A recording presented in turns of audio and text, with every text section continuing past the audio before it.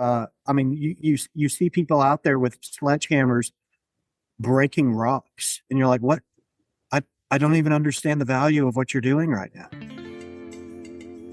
Welcome to 10-Minute Travels. With me, as always, is Phil Freeman.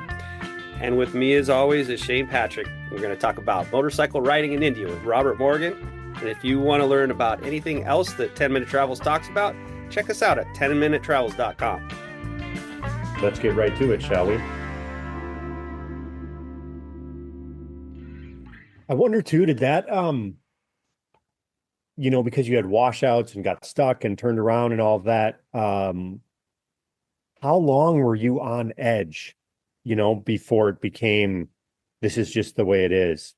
Because it's disconcerting to see rocks coming, bouncing down ahead of you and whatnot. I think that first day, at least, it was an adrenaline rush. We got the opportunity to see extraordinary, and the extraordinary that we saw on the road was just a little bit more of it, and so that day, I don't recall having concern. It was just, this is what we're going to do. We'd had that pent up readiness to get going. I think that we were pretty prepared to just do about anything. Come a few days in, you start realizing how much your rear tires slipping around some of these corners and how quickly the phenomenal asphalt is turning into gravel and mid blind turn. And there's some of that realization of this is I may not be as superhuman as I feel, and but I think that your training and the experience that you have on a bike certainly starts coming into play. For those that are comfortable off-road, I think that you get used to the slip, and you become prepared for that really relative. You have to relatively quickly. Well, of all the trips that MotoQuest offers, I always tell people India is the toughest, and it's toughest in many ways. Not just the technical riding, which isn't that technical, but you do need to know your off-road stuff. But it's also the elephant in the room of just the altitude and the effect it has on you, because we're sleeping at 14,500 feet some nights, and it just takes its toll. It's not long days. But one of our riders kind of said it. He's like, this is not just a tour. This is an expedition. Like, you really have to plan and try to get where you need to go.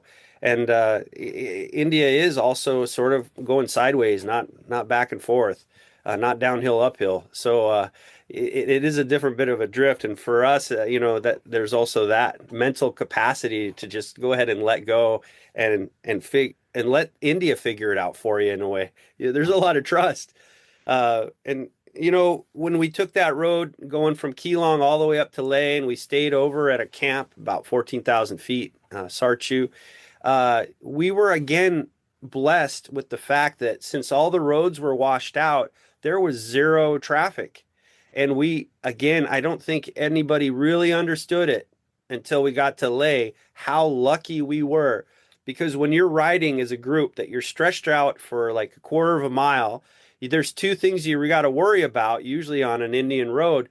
Well, the slow traffic in front of you and how to negotiate passing and getting by it. And then there's the fast traffic coming right up. And those guys aren't slowing down, and they're honking mostly, but they'll graze you as they're going by on these goat paths. So we didn't have any of those factors. We had absolute wonderful conditions as we started going up and over some of the tallest passes in the world, like Tenglang La.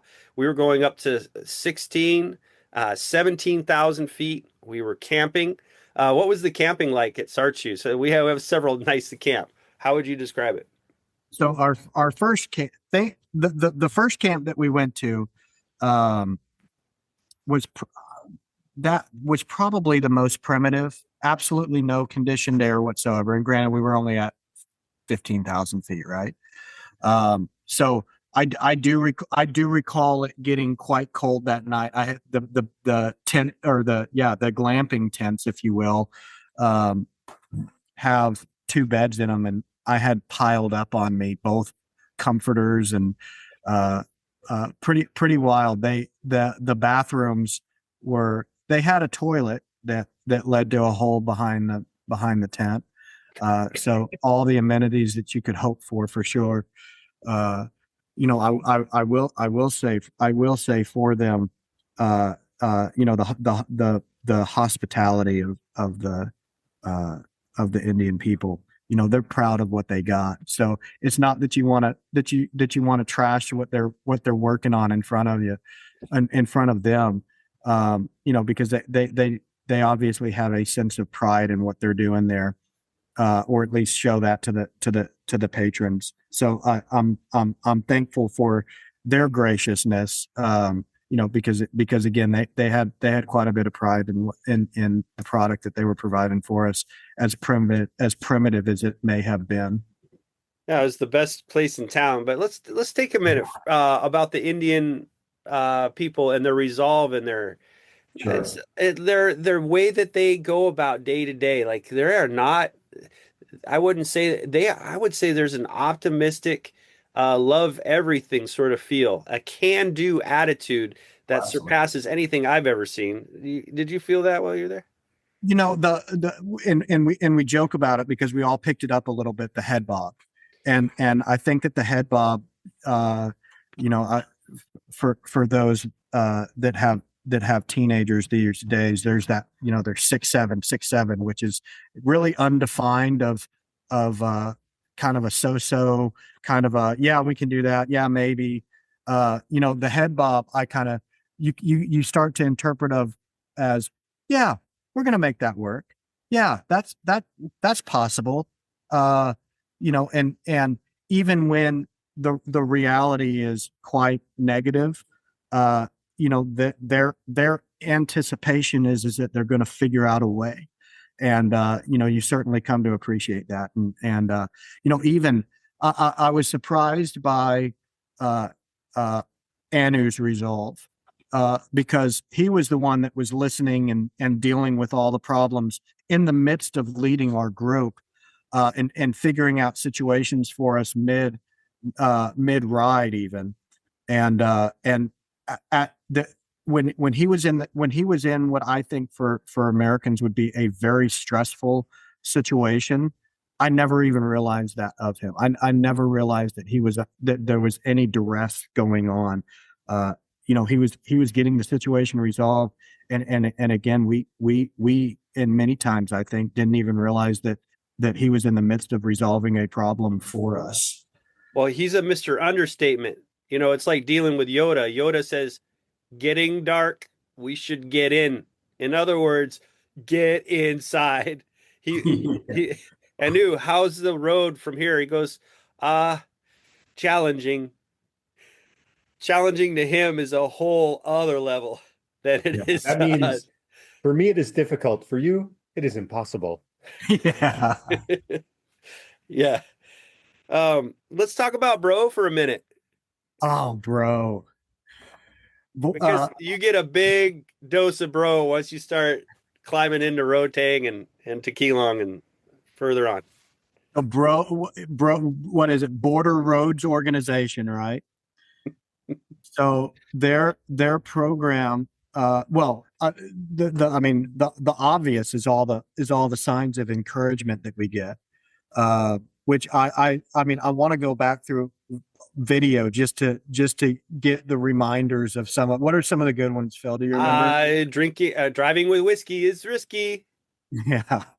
Or, uh, man, I'm trying to, There's hundreds of them though. there's They hundreds hit of you them. about every kilometer, and they're hand painted on these mileposts that are concrete with yellow back, and it's bro, bro, bro, and everywhere you go, bro is all everywhere, and bro is all the people that do everything they can to make sure that road stays open. So basically, it's a pitched fight between humanity and gravity and landslides and nature. So when it rains an inch, there's going to be so many tons of rocks on the road. Who's there to sweep them off? bro.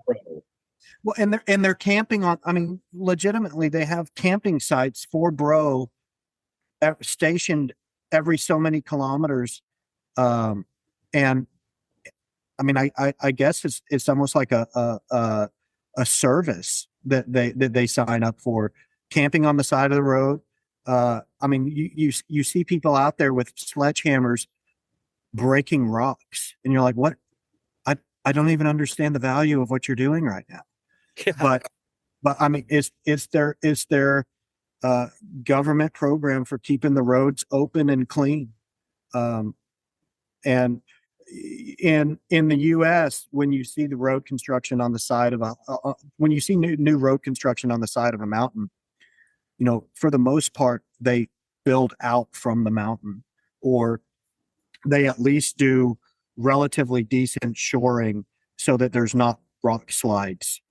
In India, they legitimately dig a road out from the side of the mountain and may leave a sheer rock hanging off that everybody knows is eventually going to fall on the road, but it's just a cost of building road, right? And you go for miles and there's nobody, and then there's two ladies sweeping with the old type of brooms, some dust off the road, and they've been left there by bro. And then once we watched bro with a dump truck pick up some workers and they must put 50 people in the back of that thing, and even people with dump truck. it was just, and there they went off, and they had a bro camp, you know, at 13,000 feet in the middle of nowhere, and that's what they do, is that every day they go out and try to clean that road up. One of the bros that sticks in my mind from the first time we were there was he was wearing a hard hat and a orange vest, and he was jackhammering not down but into the side of the mountain. So rocks falling down, right? And he's wearing flip-flops. Of course, yeah. But he was wearing a hard hat, you know. And he was going for it. He was not being ginger.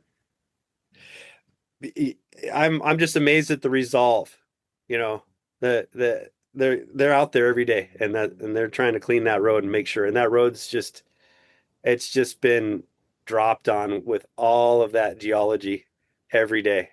It'll never end. It's a never ending story. And that ties back to the bobblehead too. Like the big thing to me about that whole deal is they don't say no. Yeah. They really, like, if you ask, is it that way? They'll be like, yeah. And you go, is it that way? They'll be like, yeah. So you have to be like, which way? And then they'll point. But they would never tell you, don't go that way, stupid. They'd just be like, hey, you probably make it. Yeah, maybe. That was Robert Morgan talking about riding motorcycles in India. And if you want to learn anything else about 10-minute travels, check out 10minutetravels.com. And we want to remind you to make sure that your sense of humor matches your sense of adventure. And please like, subscribe, and share this podcast on all the platforms.